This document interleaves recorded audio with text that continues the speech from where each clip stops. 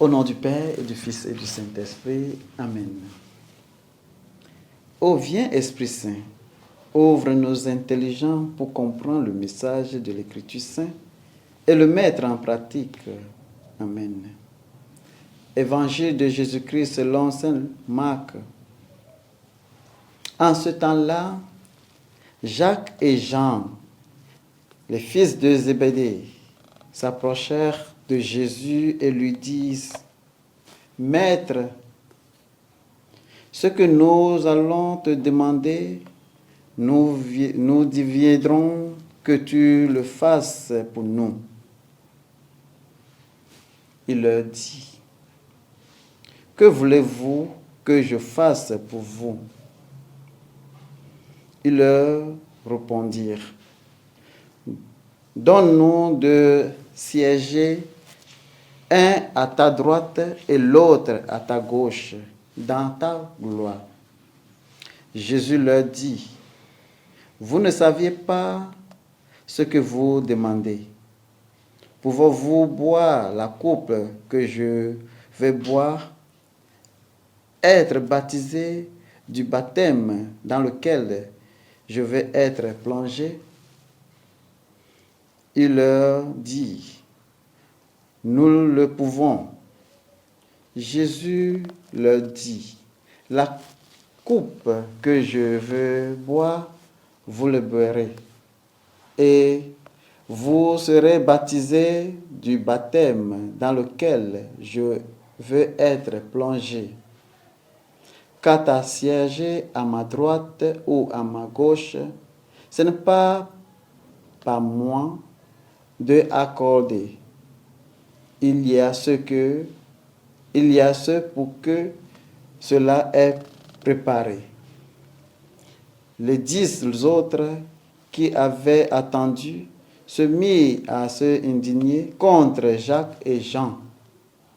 Jésus les appela et leur dit: Vous le savez, ce que l'un regarde comme chef de nation leur commande un maître. Le grand le font sentir leur pouvoir. Parmi vous, il ne doit pas en être ainsi. Celui qui veut devenir grand parmi vous sera votre serviteur. Celui qui veut être parmi vous le premier sera l'esclave de tous. Car le Fils de l'homme n'est pas venu pour être servi, mais pour servir et donner sa vie en rançon pour la multitude. Acclamons la parole de Dieu. Celui qui veut devenir grand parmi vous doit être votre serviteur. Bien-aimés du Seigneur, loué soit Jésus-Christ. Nous célébrons le 29e dimanche du temps ordinaire année B. La lecture de l'évangile d'aujourd'hui pose et répond à la question: comment devient-on grand? Il y a eu certain nombre de célibataires qui, fil des années, qui ont été considérés comme grands. Mais qu'est-ce que cela signifie d'être grand aux yeux de Dieu? C'est la vraie question pour nous, n'est-ce pas? La lecture de l'Évangile commence avec 2 des disciples de Jésus qui s'accrochent à la grandeur, telle qu'ils la comprennent. Jacques et Jean voulaient s'asseoir à la droite de Jésus et sa gauche lorsqu'il entrera dans sa gloire. Il veut être grand dans le royaume des cieux, mais il ne savait clairement pas ce que cela signifie. Jésus leur offrit un chemin vers la grandeur, mais c'est un chemin très différent de celui qu'il avait en tête. Servir les autres, nous dit Jésus, est le chemin vers la vraie grandeur. Et Jésus offre sa propre vie comme un modèle pour devenir grand en servant. Le chemin vers la vraie grandeur réside dans le service. Lorsque nous regardons autour de notre monde aujourd'hui, il est clair que le choix le plus populaire est être servi. Aux yeux du monde, le chemin de grandeur réside clairement dans le fait d'être servi de plus en plus de façons.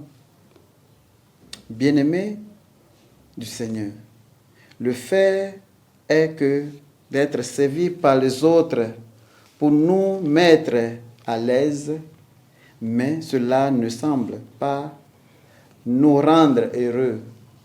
Lorsque nous vivons avec ce désir de servir les autres, nous trouverons le bonheur, le sens et l'épanouissement que nous ne pouvons pas obtenir en étant servis.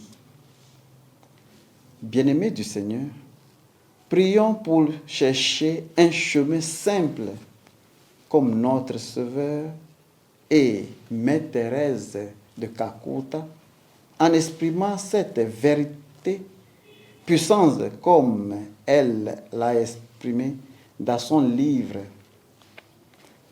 Quand silence rempli de la foi amène la prière, qui amène la foi, qui amène l'amour, qui mène au service, qui mène à la paix. La paix donc notre monde a faim. Et donc nous avons peut-être faim aussi. Elle, le fruit de silence et service. Au nom du Père et du Fils et du Saint-Esprit. Amen.